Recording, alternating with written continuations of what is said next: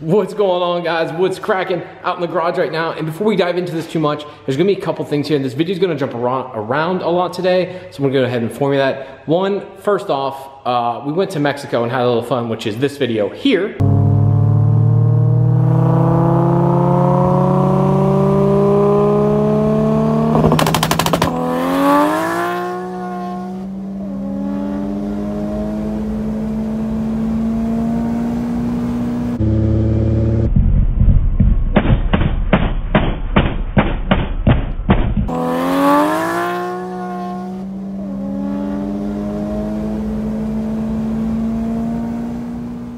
And after that, we went to TLC Auto Detail, and there was a gentleman there, and he had the cleanest Baltic blue Supra I have ever seen. Now, if you guys know, I live in Pennsylvania, and we also have another very clean Baltic blue Supra, but apparently I can't talk, which would be John Stats' car, which is funny enough, I just went and picked up my shirt from John Stats.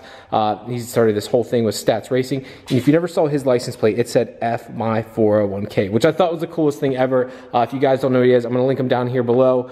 For the Instagram, go check him out, buy some shirts, guys, help support the build. This guy does a lot for the Supra community, so if you guys could, do me a favor and buy some shirts, help the brother out. But that just brings me back again to the gentleman with the Baltic blue Supra. The car was super clean.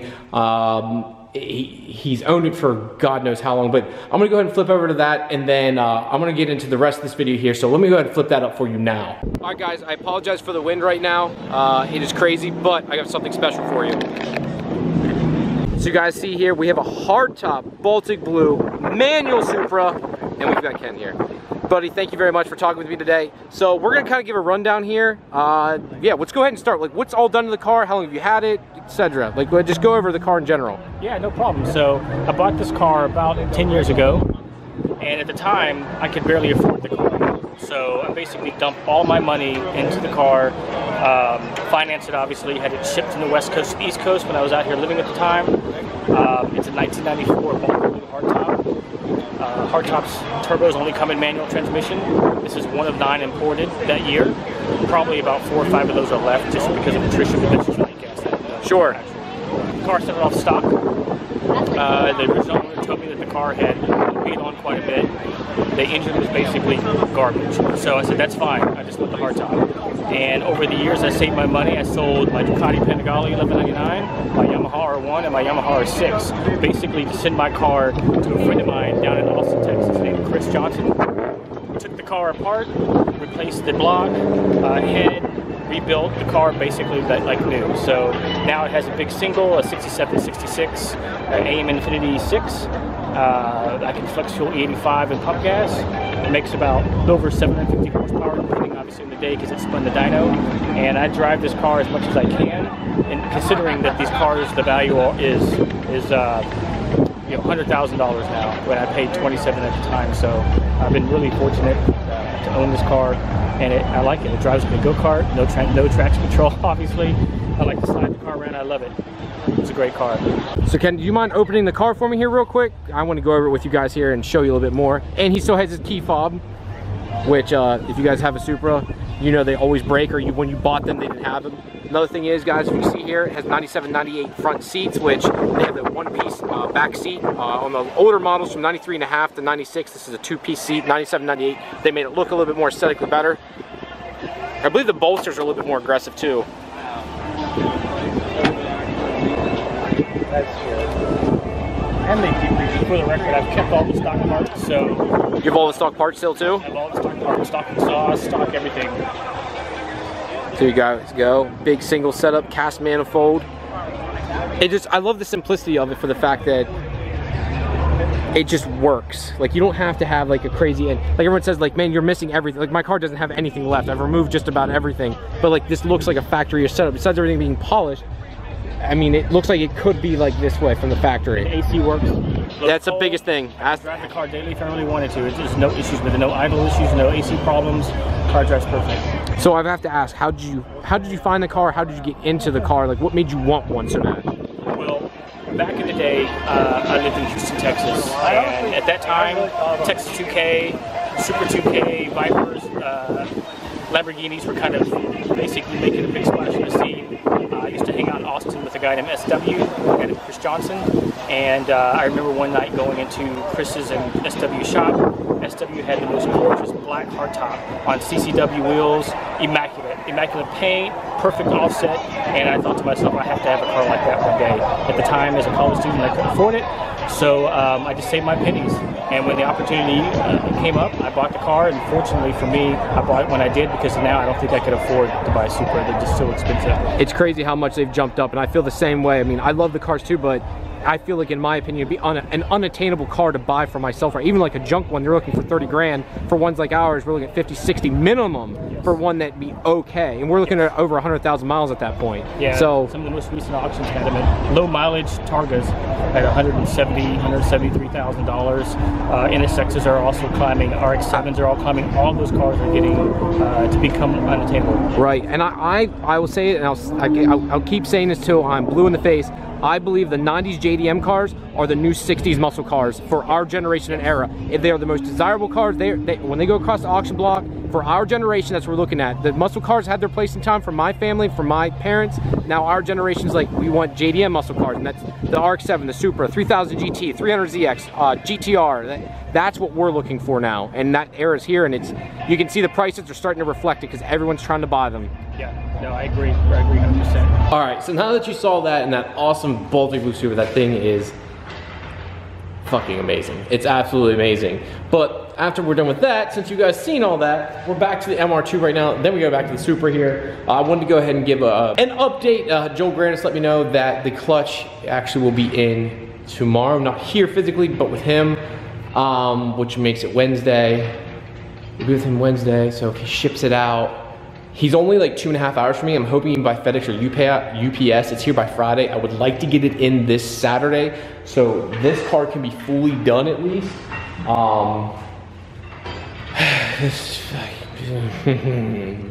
Yippee, yay. Not looking forward to taking it back out. Thank God this time we'll have a lift to do it. But I'm still waiting on another item also. So if you guys remember, I actually dropped off my dump tube. Actually, I guess you don't know that, I didn't show you, but I dropped off the other dump tube with Brad Decker up in Chambersburg. He's cutting it down, having it re-welded. He's gonna re-ceramic coat it, so I can cut it, move it over some, and gain some more access here. It'll just give me more room all around. So it'll end up working out perfectly. And I'll be able to move this downpipe over some too. So I just want to be able to have everything ready for Cruise Week. It's the number one thing I'm focused about. Like, I'm working on this just to work on something, but this is numero uno right now. New clutch, move that over, get the exhaust up, raise the car up some. There's just a list of things I need to get done here within the next 2 weeks to get this ready for Cruise Week. And if you guys don't know what Cruise Week is, and what I'm speaking about, it's Ocean City, Maryland Cruisin', it's called. Everyone calls it Cruise Week, but it's Ocean City, Maryland's Cruisin'. It's a massive event. I want to say it's one of the largest car events and car gatherings in the United States. Some people might say otherwise, but I don't think you understand the tens of thousands of cars and people there. It's an entire city just full of cars. Like, it's mind-blowing how big this event is. How many people come to it from all over. It's around 5 days long. It starts on Wednesday and ends on Sunday. The event is freaking awesome. Good people, good time. We go every year. We leave on Thursday morning and then we get back Sunday. It's Monday. I think it's May 17th through the 20th. Maybe not, but whatever, it's that Thursday through. So if I had that, it should be close to that date. So if I'm off by like a day or two, or the date wise, you know what I meant to say. But now let me get back on track. That's something coming up. You guys are there, hit me up. Maybe we can meet up, especially if you're Supra MR2 owner, let me know. Love to get some content with y'all. So get back on track here. The reason the MR2 back is up right now, I'm still having these shifter issues, and I'm trying to check the linkage and stuff. And a couple of you guys gave me some suggestions before, but I'm not seeing what's wrong here, what's binding up. So again, I'm gonna look down here. Some of you guys said about the spring down here, but see that little spring right here where you can see that little black guy right here, this little thing there, doesn't really have much effort at all. And I can easily move it up and down. That's not what's binding up per se. Something else is, and I just don't know what. I guess it's in the back. I guess it's this piece, whatever this goes to. Because this motion's fine. If you guys can see, obviously, shifting back and forth is fine. It's once you get to this point here, it gets like stuck. I need someone here so I can figure out why it's getting stuck at that point. And if you look down in there, nothing's binding up down in there. It's not hitting on anything. So it's a motion Yep, it's definitely in the back somewhere.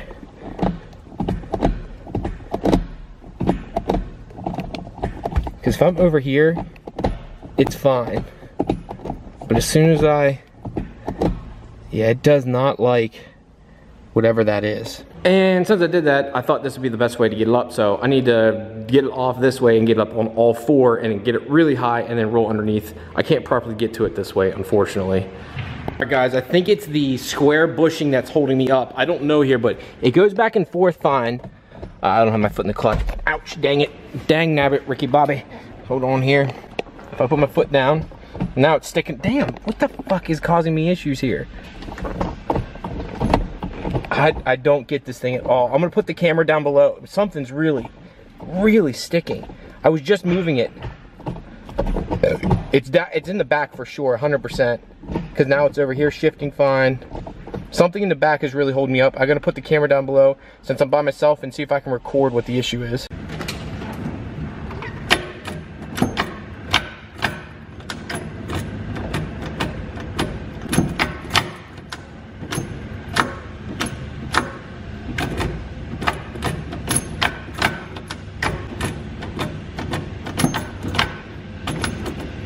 So to give you guys an idea there, you see that bushing, like it just, and that was me trying to move the shifter. It's causing not just back and forth actually works for the most part. Sometimes it gets stuck, but the side to side's really bad, and that's what allows you to go side to side. That square bushing, if you look in there, is actually like turned on its side. So like you can see metal shavings come off. It's trying to force itself to allow it to go side to side. So it looks like I need to replace that. Apparently that wears out often. I'm not sure if there's an aftermarket version of that that's stronger and doesn't do that.